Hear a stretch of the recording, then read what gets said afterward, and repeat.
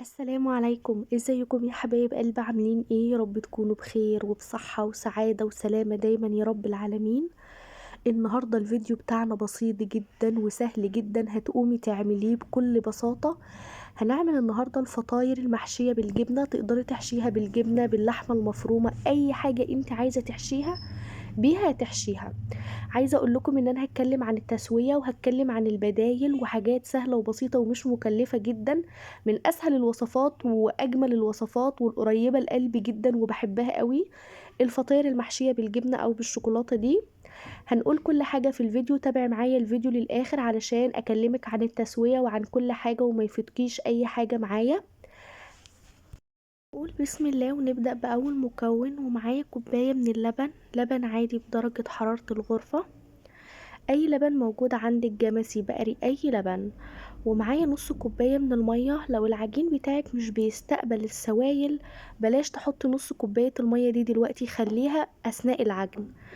ومعلقة من الخميرة، معلقة كبيرة. وهنحط كمان 3 معالق من السكر، سكر حبيبات عادي خالص. وهدوبهم كويس، هعمل تيست للخميرة. الخميرة طول ما هي بتعمل معاكي فقاعات على وش كده اللبن، السوائل اللي انت حطاها دي، فالخميرة بتاعتك شغالة وكويسة. لو ما عملتش اعرفي ان هي مش كويسة. انا محتاجة ربع كوباية من الزيت، انا مش هاخدها كلها، هسيب معلقة لحين استخدامها. اقولكوا في الاخر احنا هنعمل بيها ايه. هقلبهم، كل ما تحطي حاجة بتضيفي حاجة للسوائل لازم تقلبيها كويس جدا.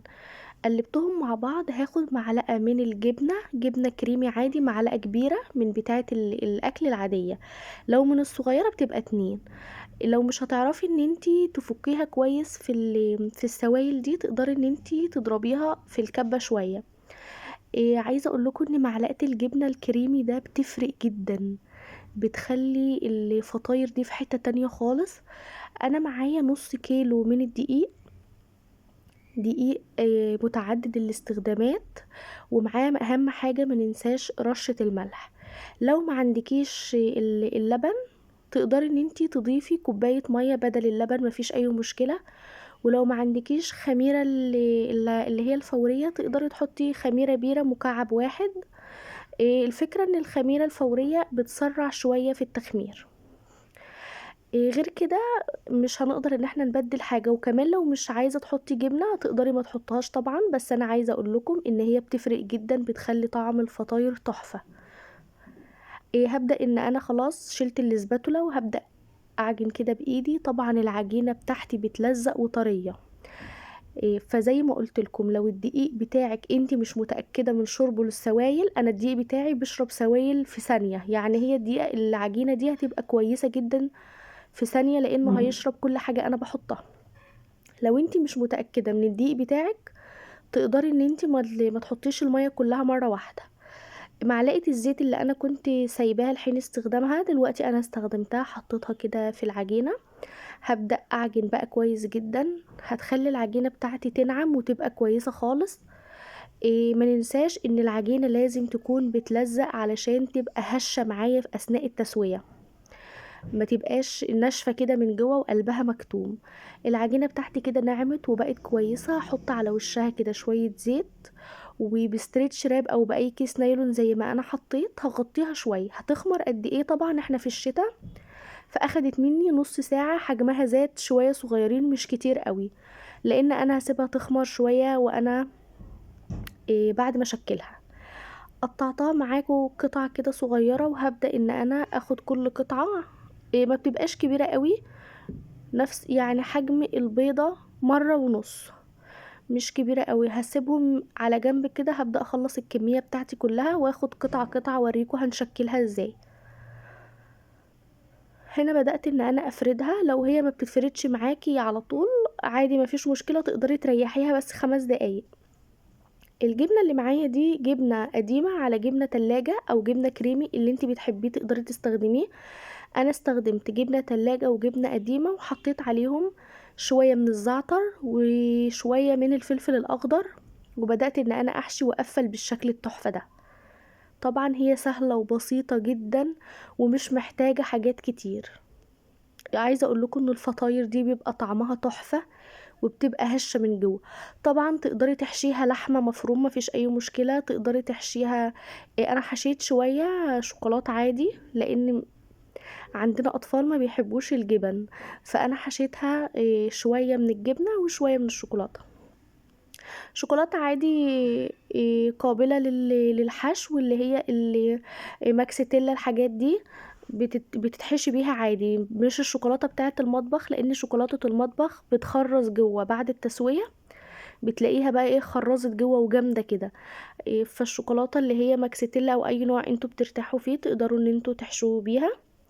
انا خلصت الكميه بتاعتي بقت بالشكل ده. سبتها تخمر شويه. قد ايه تخمر؟ على بال ما خلصت الصينيه كلها، وفي صينيه تانية كمان فيها 4 تقريبا، فعلى بال ما خلصتهم كان حجمها زاد شويه.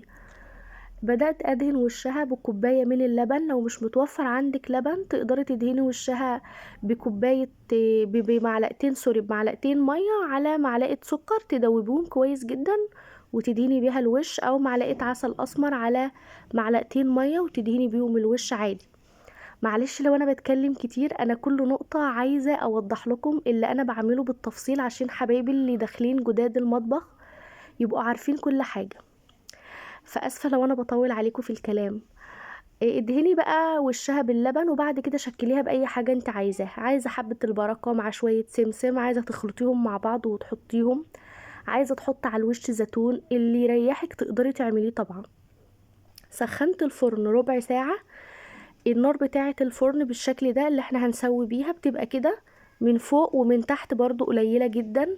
بياخد قد ايه في الفرن؟ 10 دقايق، مفيش اكتر من كده علشان ما تنشفش من جوه. عايزه اقول لكم تبارك الله، ريحتها كانت جايبه اخر الشارع. المخبوزات في البيت عندنا نعمه طبعا، ربنا يديمها نعمه علينا يا رب ويحفظها من الزوال. بحاجه بسيطه كده بس بتسيبيها ترتاح شويه، من ترد شويه من الفرن وبتتشال على طول. انا ما كنتش دهنه الصينيه اي حاجه. القاعده بتاعتها لونها جميل وهي لونها تحفه. لو عايزه تغمقيها شويه عن كده طبعا تقدري تغمقيها، هشه وطريه وقطنيه وتبارك الله زي ما انتوا شايفين. دي كانت شوكولاته تقريبا، والجبن جواها سايحه وتحفه. عايزه اقول لكم الجبنه طعمها خطير، والفلفل كمان مستوي كده ومدي طعم تحفه. دي بتاعت الشوكولاته. لما بندهنها بشوكولاته عاديه قابله للدهن بتبقى بالشكل ده. لو الشوكولاته بتاعت المطبخ بتخرز جواها. فعايزاكم تجربوا الفيديو ده ان شاء الله تقومي تعمليها احسن من ما انا عملتها كمان. تسلم ايدك وعينك مقدما. ويرب الفيديو البسيط ده يكون عجبكم. وما تنسوش تعملوا لي لايك وتشتركوا بالقناة وتفعلوا الجرس علشان اي حاجة انا بنزلها توصل لكم بأمر الله. دي القطعة بتاعت الجبنة تحفة، الفلفل مستوي جواها والجبنة سايحة وتبارك الله جميلة. يا رب الفيديو يكون عجبكم. دمتم في رعاية الله وحفظه. السلام عليكم.